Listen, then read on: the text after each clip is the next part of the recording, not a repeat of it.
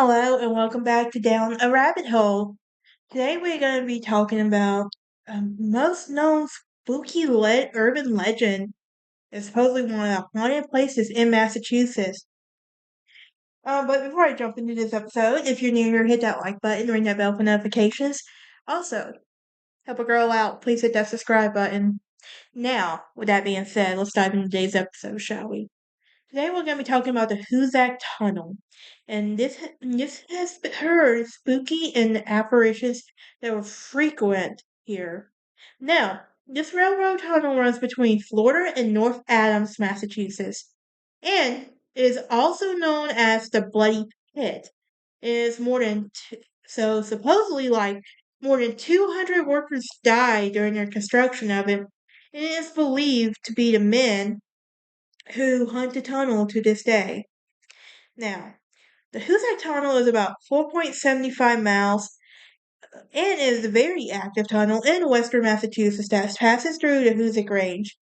It is also an extension of the Vermont Green Mountains, and it runs in a straight line from its east portal along the Deerfield River in the town of Florida, as is West Portal in the city of North Adams.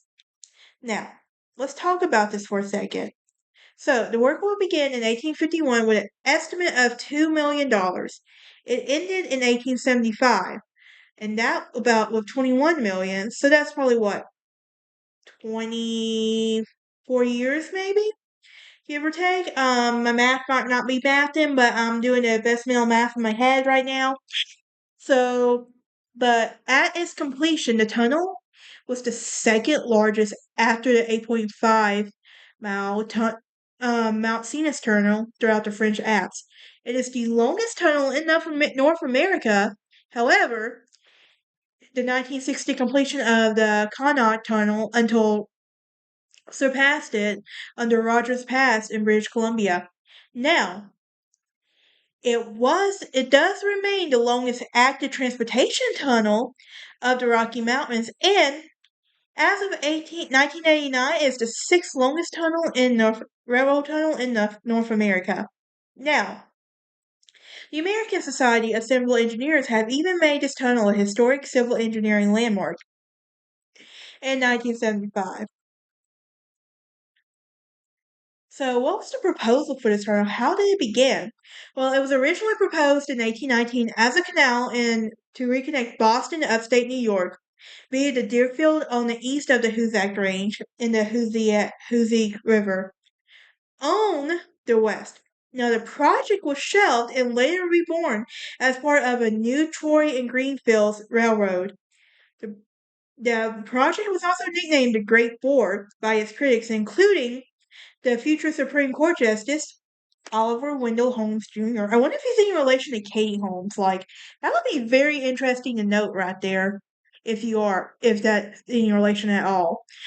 But Holmes Jr., who has said that he would like to wall up a dozen lawyers at once of one end of the tunnel and put a good fee at the other.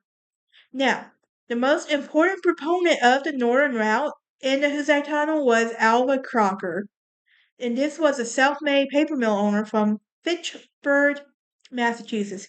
Gotta be careful how you say that one because you don't want people thinking you said something else. Now, the project, in which was promoted by Crocker but mostly organized by engineered by others, was notably Herman Halt in the early stages and several other firms under contract under the direction of the several head engineers was assigned by the state of Massachusetts, which took over it initially and went bankrupt in 1841. Crocker formed the Fitchburg Railroad between Boston and Fitchburg. Now, in 1844, Crocker incorporated the existing Vermont and Massachusetts Railroad, which ran from Fitchburg to Greenfield as northward to Brattleboro, Vermont. In 1848, Crocker secured most of the legislature charter for the Troy and Greenfield Railroad, with provisions for the tunnel through Hoosac Mountain. Now, the first chief engineer for the tunnel was A.F. Edward, In 1854, the Commonwealth of Massachusetts provided 2 million to credit Edward Wellman Sorrell and the company, which will begin work in 1855. In 1856, Herman Held will take over as chief engineer. So, the Western Railroad was led by Chester W. Chapin, and in it ran a southern route through Springfield and Pittsfield, opposed to the Hoosac Tunnel and northern route through the South, and it successfully lobbied to the block state funding of the tunnel in 1861, and it bankrupted Halt and temporarily stopped the project. Excavated about 4,250 feet, or about a fifth of the distance at that point. He he left and became a Union Army railroad engineer and late in the general of the American Civil War. Now, so what about the completion of this? Well, in 1862, my nose itches now, but in 1862, the Troy and Greenfield Railroad defaulted on its loan from the Commonwealth of Massachusetts, and it was foreclosed on the mortgage in which it took control of the railroad, including the tunnel project. The state sent engineer Charles Storrow to Europe to study the modern tunneling technique, including the use of nitroglycerin in compressed air. In 1863, the state, with Alfred Crocker, who was now superintendent of the railroad, restarted the project and made Thomas Doane the chief engineer. In 1868, the Massachusetts state legislature would appropriate $5 million to complete the project. The Canadian engineer Walter Shanley and his brother Francis took the project from the state and remained there through the completion of the tunnel boring. After the among the consulting engineers at the time, Benjamin Henry Latrobe II was a noted civil engineer who was serving as the chief engineer of the Baltimore and Ohio Railroad. So, the final chief engineer on this project was Bernard N. Farron, and he would take control over it on November 19, 1874. And on Thanksgiving Day that year, the last 16 feet of rock was removed beneath the town of North Adams. Now, Farron completed the work, including enlarging section of the tunnel, reinforcing weak areas in arching and completing drainage systems and completing the east tunnel facade. And the first train will pass through the tunnel on February 9th, 1875. So, how did the modern technology take a factor in this? Well, the tunnel construction project required excavation of 2 million tons of rock. And on March 16, 1853, Wilson's patented stone cutting machine was used, and it failed after excavating 10 feet of the rock. However, the tunnel builders resorted to hand digging and later used a Berlot drilling machine and one of the first pneumatic drills. Now, construction also featured the first large-scale commercial use of any nitroglycerin in electric blasting caps, of the first such used in the U.S. Now, digging the central shaft was also allowed workers to open 2 additional faces to excavate. Now, one of the shafts was completed in 1870, and workers dug outward from the center to meet the tunnel and dug from the east and west. And engineers built 1,000 feet of elevator that hoisted the excavated rock into the central shaft. And one of many engineering challenges that was posed by the project was getting the proper alignment between the fertile segments that was being dug and the east and west portal, and the 2 tunnels that dug outward into the central shaft. Engineers cleared a path through the forest over the mountain is strung like a straight line from the east to the west portals the, through siding posts on the east and west peaks of the Hoosac Mountain.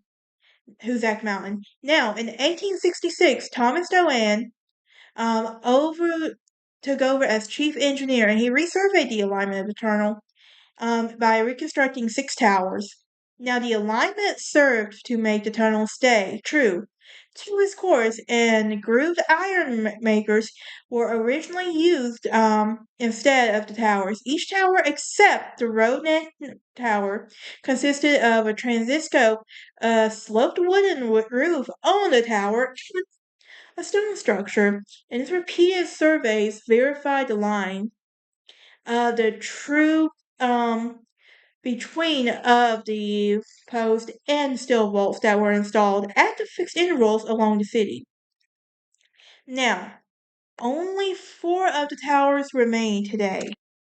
So, and it can be found by using old roads and some bushwhacking through the current forest grove. I would love to go and visit this place. Like, I know it might be dangerous, but hey, I'm down to try it. I love a good place. I also want to go up to New England, to the New England states, so this will have to go on my travel bucket list.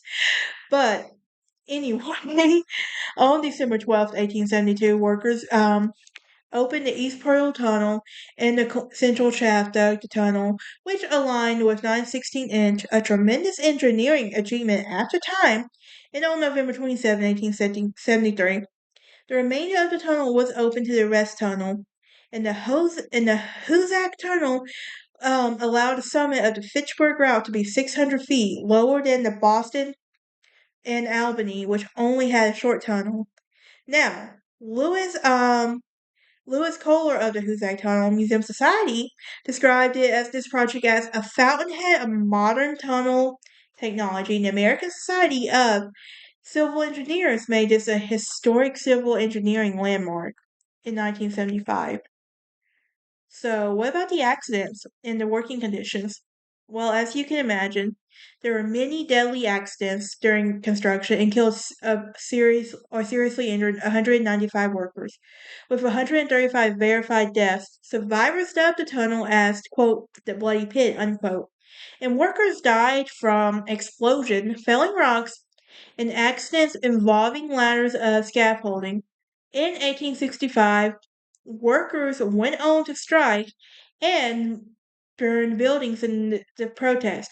14 men died or were injured during this working on the tunnel in 1866. Now, the deadliest accident was the explosion of the central shaft on October 17, 1867. And workers were digging the tunnel's 1,028-foot vertical exhaust shaft with a candle on the hoist and ignited naphtha fumes that leaked from a gasometer lamp. So the instant explosion was set off a hoist of fire and is collapsed into a shaft.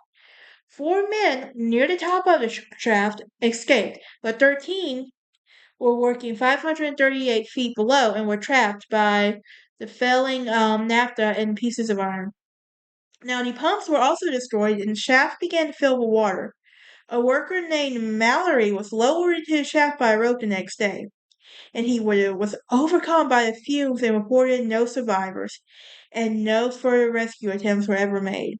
I can only imagine, like, just seeing that. Imagine the PTSD that would have caused right there. Like, I know, just imagine that. But several months later, workers reached the shaft's bottom and found that several victims had survived long enough to fashion the raft except suffocating. So, what about the operations? Well, because it was a key location for the rail traffic to end from the west, the tunnel was placed under the U.S. Army Guard from the U.S. after the U.S. entered World War One. So, the Troy and Boston Railroad and its Southern Vermont Railroad and Troy and Greenfield Railroad opened in 1859 from Troy, New York, and the New York Central Railroad and Hudson River Railroad east of North Adams at the west pearl of the tunnel. Now, in 1863, state buyout of Troy and Greenfield Railroad opened the way for its competition through the tunnel. The Boston Hoosac Tunnel and Western Railway was organized in 1877 to build from Massachusetts from near the Massachusetts Vermont state border, where the state ownership ended.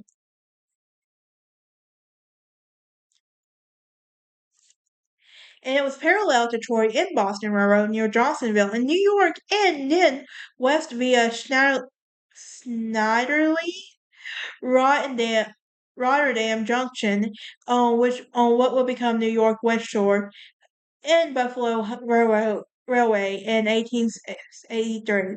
Now the line um, was being planned as part of the Delaware and Hudson Company system, as part of the Erie Railway system, via Delaware and Hudson companies, Albany and Susquehanna Railroad. Now, east of Greenfield, the east in the state of the ownership of BHT and W would have built its own line and terminal facilities at Winthrop. So, the first train would pass through the tunnel February 9th, 1875. Regular services via the tunnel in Boston and Troy and New York began the following year. In the tunnel of Troy and Greenfield, um, Greenfield were brought by the Fitchburg Railroad in 1877, and which year was inscribed by the Eastboro Enhanced, and the Boston and Maine Railroad brought Fitchburg in 1900. So, competition between the two companies caused various courts and challenges to be made in the 1878 in the TMB attempt to evict BHT and W from a railroad that abandoned the Albany Northern Railroad between Harts Falls and Eagle Bridge. The BHT and W lost the case, but continued to use the right of way. And this case lasted until late 1881, in which it was overturned. In May 1879, a frog war was feared by the Hoosac Junction. I, sorry, I had to laugh at that when I said a frog war. But this was where the BHT and W case what W was to cross the TMB Troy Bennington Railroad in July. Cornelius Vanderbilt. Why does that name sound familiar? He's a Vanderbilt, so do I need to go any further? But I could do a whole episode on the Vanderbilts, honestly.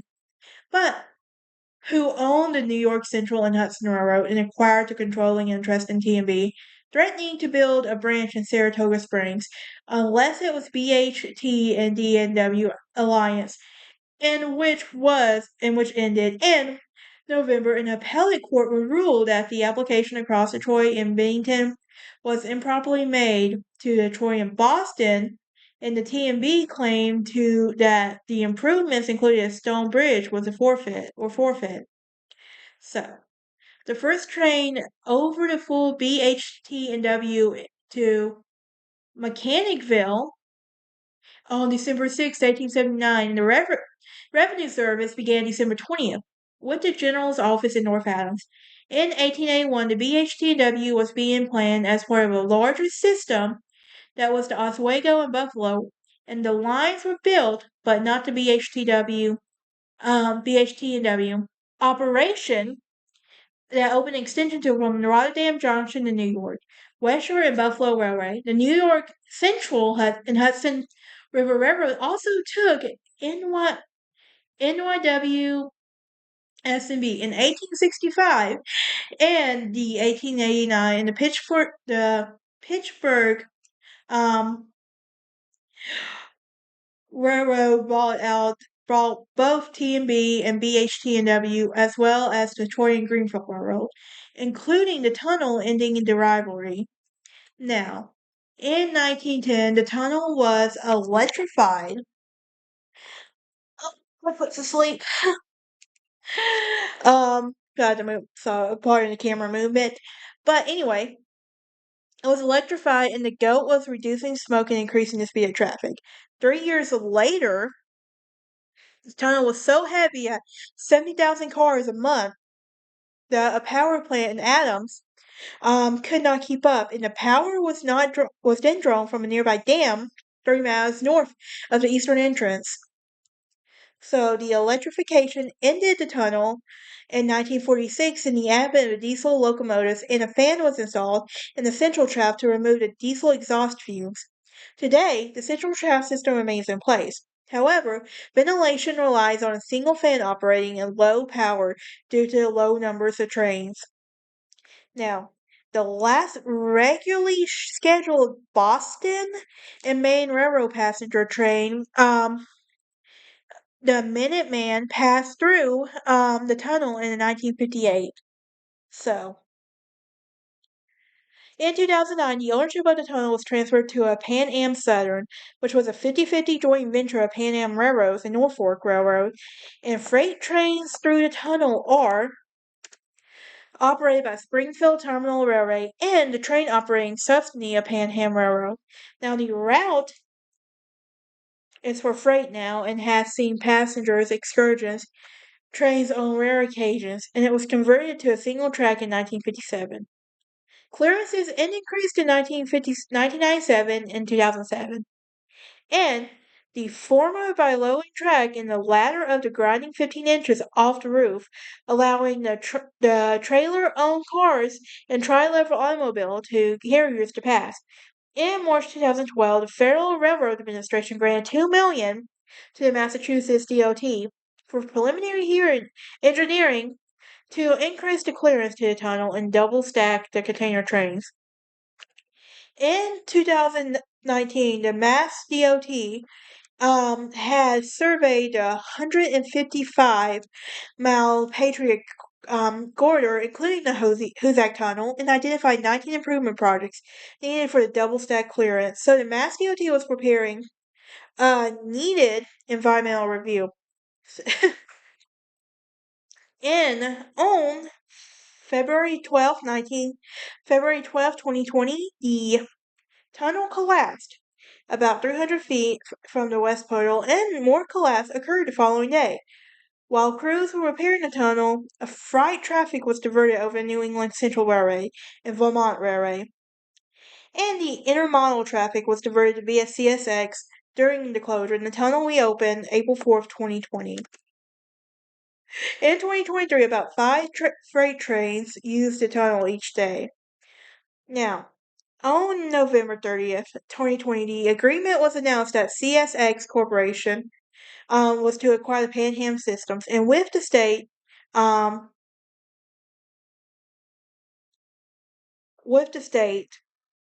the intermodal traffic between McCannville and Ayer will be rerouted to the BNA in Worcester, Massachusetts. So, from there, the traffic will continue to Worcester, Maine into Ayer Yard.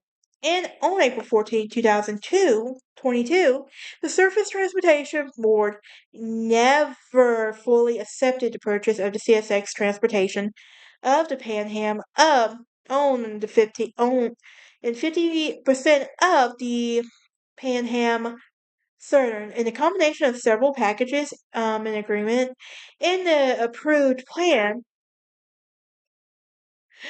um, will create a new routing allowing the Norfolk Southern to a double stack intermodal trains in New York to Ayer, Massachusetts. Now, the Hoosac Tunnel on the Pan Am Southern, used by NS prior to the agreement, is to load the double stack trains of Berkshire and Eastern to a wholly owned subsidiary in Genuine in Wyoming, and it was replaced the Springfield Terminal as the operator of Pan Am and Southern in the tunnel, and CSX made specific commitments as its filings and entered into a settlement agreement, and numerous parties had initially raised concerns about the transactions. What do y'all think? Could you go through this tunnel? Like, if you knew like the haunted history behind it and everything, could you do it? I think I would, honestly, just to see how far I would get into the tunnel. I'm not gonna lie. But that is it for this episode. Join me next time as we talk about the ghost town of Burke, Idaho.